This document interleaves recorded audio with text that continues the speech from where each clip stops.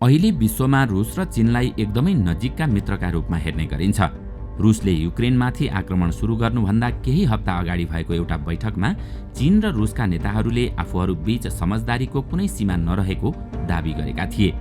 रुसले युक्रेनमाथि आक्रमण सुरु गरेको 1 वर्ष बितिसक्दा अहिलेसम्म पनि चीनले रुसका बारेमा कुनै निन्दा वा आलोचना गरेको छैन। तर चीनले भने यस विषयमा नेटो र अमेरिकाको धेरै पटक आलोचना गरेको छ। युक्रेनलाई हतियार दिएर अमेरिका र नेटोले युद्ध लम्ब्याएको आरोप चीनले बारम्बार लगाउँदै आएको छ। यो युद्धका कारण रुसबाट युरोप जाने ग्यास र तेल 80% सम्म कम भइसकेको छ। त्यसबाट रसियन अर्थतन्त्र नराम्ररी प्रभावित हुन पुग्यो। तर यही बीचमा चीनले आफ्नो 60% ऊर्जाको आपूर्ति रुसबाट गर्यो।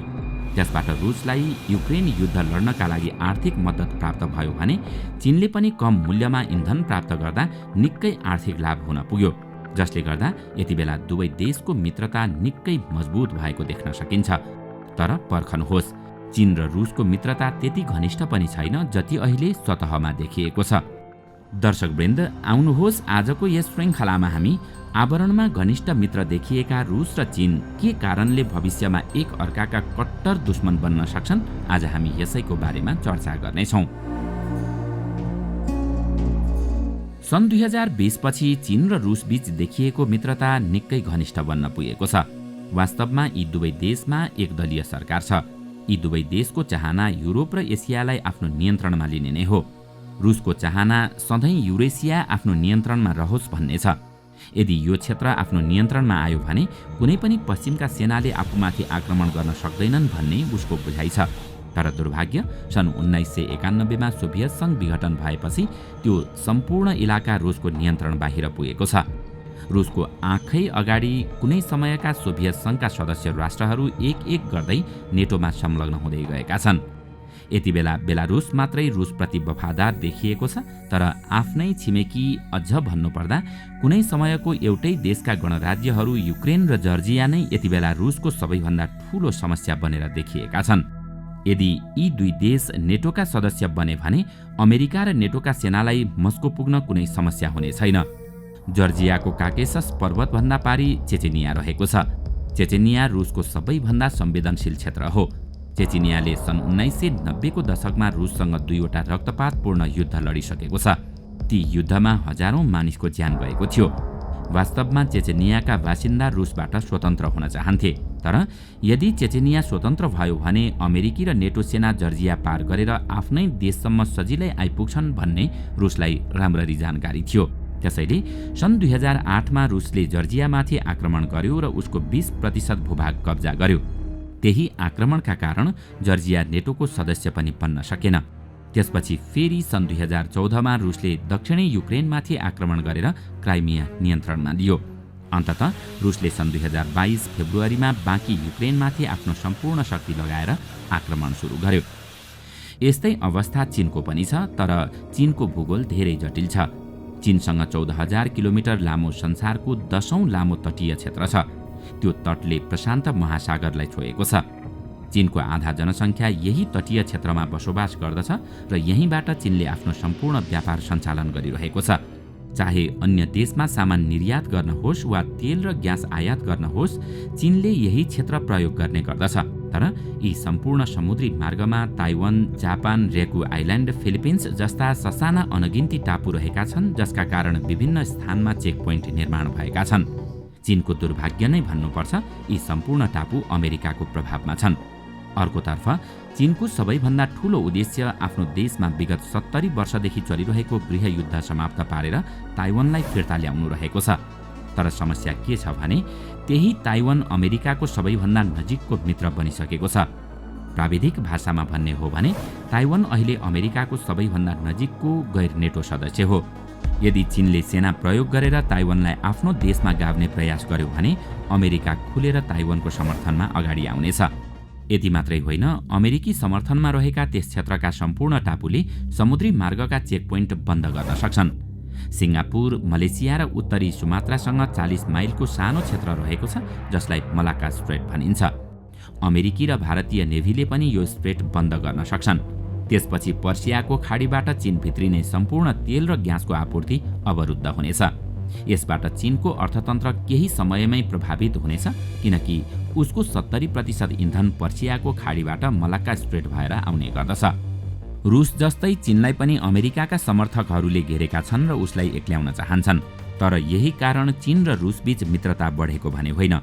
मुख्य कुरा त यी दुई देश एक अर्काको आवश्यकता र कमजोरी हुन्। चीन संसारको सबैभन्दा धेरै जनसङ्ख्या भएको देश हो। जनसङ्ख्या मात्रै होइन, आर्थिक हिसाबले पनि चीन विश्वमा दोस्रो स्थानमा छ।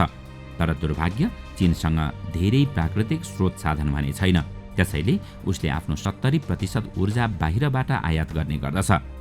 अर्कोतिर रुसमा अथाह प्राकृतिक स्रोत साधन छ। रुससँग संसारको सबैभन्दा ठूलो प्राकृतिक ग्यास भण्डार, संसारको दोस्रो ठूलो कोइला खानी र संसारको 6औं ठूलो तेल भण्डार रहेका छन्। रुसको अर्थतन्त्र र जनसङ्ख्या दुवै चीनको भन्दा सानो छ। रोचक विषय त के छ भने धेरैजसो प्राकृतिक स्रोत रुसको दक्षिणी भूभागमा रहेका छन्। यी रुसका सबैभन्दा अविकसित क्षेत्र हुन्। त्यस क्षेत्रमा जनसङ्ख्या पनि थोरै छ। तर यो सम्पूर्ण इलाका चीनको औद्योगिक सहरबाट धेरै नजिक छ। चीनले आफ्नो पैसा र श्रमिक प्रयोग गरेर यहाँको तेल र प्राकृतिक ग्यास पाइपलाइन मार्फत चीन लैजाने र रुसले त्यहाँबाट आएको पैसा युक्रेन युद्धमा प्रयोग गर्ने आन्तरिक सहमति यी दुवै देशबीच भएको छ। यसबाट चीनको पर्सियाको खाडीमाथिको निर्भरता कम हुनेछ भने सहज मार्गबाट तेल आपूर्ति गर्न सक्नेछ। अर्कोतर्फ रुसले बसी बसी मनग्गे पैसा पाउनेछ र त्यो पैसा उसले युक्रेन युद्धमा लगानी गर्नेछ। अब चर्चा गरौँ रुस र चीनको मित्रता किन लामो समयसम्म टिक्न सक्दैन भन्ने विषयमा। यसलाई बुझ्नका लागि हामी केही समय पहिले इतिहासमा फर्किनुपर्ने हुन्छ। सन् 1858मा चीनको क्विङ राजवंश निकै अप्ठ्यारो अवस्थाको सामना गरिरहेको थियो। एकातिर देशभित्रै भीषण गृहयुद्ध चलिरहेको थियो भने अर्कोतर्फ चीनले ब्रिटेन र फ्रान्ससँग अफिम युद्ध लडिरहेको थियो। त्यही मौकाको फाइदा उठाउँदै रुसले चीनको सिमानामा हजारौं सैनिक पठाएर त्यो जमिन आफूलाई नदिए अर्को ठूलो युद्ध गर्ने चेतावनी दिएको थियो। त्यतिबेला त्यो इलाकालाई आउटर मन्चुरिया भनिन्थ्यो।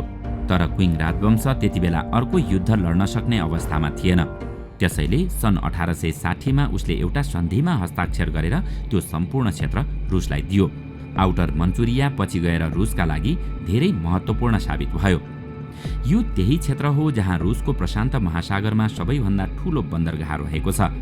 रुसका सबमरिन त्यहीँ रहने गर्दछन् र प्रशान्त महासागर तथा अमेरिकामाथि निगरानी राख्ने गर्दछन्। त्यो सन्धिपछि चीनको जापानसम्मको पहुँच समाप्त भयो। समय बित्दै गयो र अन्ततः सन् 1949मा माओ त्से-तुङको कम्युनिस्ट पार्टीले गृहयुद्ध जितेर सत्तामा आयो। सन् 1850 देखि सन् 1949सम्मको त्यो 100 वर्ष चीनिया नेतृत्वले कहिले पनि भुल्न सक्दैन। त्यो समयमा विदेशी शक्तिले चीनमाथि धेरै शोषण गरेका थिए। चीनियाहरू त्यो 100 वर्षलाई सेन्चुरी अफ ह्युमिलिएसन अर्थात् अपमानको शताब्दी भन्ने गर्दछन्। त्यो अपमानजनक शतकको सबैभन्दा ठूलो कारण अहिलेको चीनको सबैभन्दा नजिकको मित्र रुस नै हो। किनकि चीनको बाध्यताको फाइदा उठाएर रुसले उसको जमिन कब्जा गरेको थियो। चीनिया नेताले आउटर मन्चुरियाको त्यो घटना बिर्सिएका थिएनन्। त्यसैले सन् 1960 पछि चीन र रुस बीचको सम्बन्ध त्यतिबेला बिग्रिन थाल्यो जतिबेला माओले एउटा बैठकमा जापानी अधिकारीहरूको अगाडि रसियाले कानुन विपरीत आफ्नो जमिन हडपेको आरोप लगाए। त्यो प्रतिक्रिया सार्वजनिक भएपछि रसियामा निकै ठूलो हलचल मचियो। त्यसपछि माहौल यति धेरै बिग्रियो कि सन् 1969मा चिनिया र रसियन सेना आउटर मन्चुरियाको सिमानामा आम्ने सामने भएका थिए। हप्तौंसम्म चिनिया र रसियन सेनाले भीषण युद्ध लडे। त्यो लडाईँमा दुवै तर्फका दर्जनौं सैनिक मारिए। संसारका दुवै सबैभन्दा ठूला कम्युनिस्ट देश एक अर्का विरुद्ध लडाईँ गरिरहेका थिए र अवस्था परमाणु युद्धतिर धकेलिएको थियो। चिनिया सेनाले आउटर मन्चुरियामाथि आक्रमण गरेर आफ्नो जमिन फिर्ता लैजान्छन् भन्ने डर रसियालाई थियो। किनकि त्यतिबेला त्यहाँ रसियाका 3 लाख सेना थिए भने चीनका 10 लाख सेना तैनाथ गरिएका थिए र उनीहरूलाई परमाणु बमले मात्रै रोक्न सकिन्थ्यो। भाग्यवश युद्ध त्यतातिर गएन र माहौल शान्त भयो। त्यसपछि फेरि सन् 1991मा आउटर मन्चुरिया आधिकारिक रूपमा रुसको नियन्त्रणमा गयो। आधिकारिक सिमाना बन्नुको अर्थ चीनले फेरि आफ्नो जमिन फिर्ता ल्याउने कोसिस गर्ने छैन भन्ने होइन। किनकि रुसले धेरै पटक यस्ता सन्धि आफैले उल्लङ्घन गरिसकेको छ। जस्तो कि सन् 1994 र सन् 1997 को सन्धिपछि पनि रुसले युक्रेनमाथि आक्रमण गर्यो र उसका ऐतिहासिक क्षेत्र फेरि रुसमा नै गाभ्यो। भविष्यमा चीनले पनि आफ्नो ऐतिहासिक भूमि भएकाले आउटर मन्चुरिया फिर्ता ल्याउने कोसिस नगर्ला भन्न सकिन्न। यति मात्रै होइन, यही शताब्दीमा चीनका लागि अर्को ठूलो समस्या उत्पन्न हुँदैछ। त्यो समस्या हो पानीको अभाव। संसारको 20% जनसङ्ख्या चीनमा बसोबास गर्दछन्, तर चीनसँग सम्पूर्ण विश्वको 7% मात्रै स्वच्छ पानी रहेको छ। ग्लोबल वार्मिङका कारण पानीको अभाव अझ बढ्दै गइरहेको छ। सन् 2022मा सार्वजनिक भएका चीनका तस्बिर धेरै भाइरल भए। ती तस्बिरहरूमा चीनका ठूला पानीका स्रोतहरू सुक्दै गएको देखिएको थियो। चीनमा केही वर्ष यता अत्यन्त थोरै वर्षा भएको छ। पानी प्राप्त गर्नका लागि चीनसँग खासै विकल्प पनि छैन। यस क्षेत्रमा पानी या त भारतको नियन्त्रणमा रहेका हिमाली क्षेत्रमा छ कि त नेपाल र भुटानमा छ। अर्को राम्रो विकल्प भनेको रुस नियन्त्रित साइबेरियामा रहेको हिमाली ताल हो। यसको नाम बाइकल ताल हो र यो संसारको सबैभन्दा गहिरो र पुरानो ताल पनि हो। कुनै समय यसलाई समुद्र भन्ने गरिन्थ्यो। त्यसकारण यो तालमा यति धेरै स्वच्छ पानी छ कि आगामी 50 वर्षका लागि विश्वभरका मानिसलाई त्यो पानी उपभोग गर्न पुग्छ। चीनले धेरै पहिलेदेखि यो तालमाथि आँखा गाडिरहेको छ। सन् 2010मा चिनिया सरकारले यो ताल वरिपरि जमिन किन्न सुरु गर्यो। त्यसपछि सन् 2017मा चीनले त्यहाँबाट पाइपलाइन बिछ्याएर आफ्नो देशमा पानी ल्याउने घोषणा गर्यो। तर चीनले त्यो घोषणा गर्ने बित्तिकै रुसका नागरिकले कडा विरोध जनाए, ठूला प्रदर्शन भए। त्यसपछि बाध्य भएर रुसले त्यो चिनिया परियोजनामा रोक लगायो। अहिले फेरि परिस्थिति बदलिएको छ र चीनमाथि रुसको निर्भरता बढ्दै गएको छ। त्यसैले रुसले पुनः चीनलाई उक्त परियोजना सञ्चालन गर्ने अनुमति दिन सक्छ। अहिले रुस चीनका सबै कुरा मान्न बाध्य भइरहेको छ, किनकि रुसमाथि पूरा संसारले प्रतिबन्ध लगाएको छ र रुसको अर्थतन्त्र धरापमा परेको छ। त्यसैले वर्तमानका लागि यी दुवै देश एक अर्काका आवश्यकता हुन्।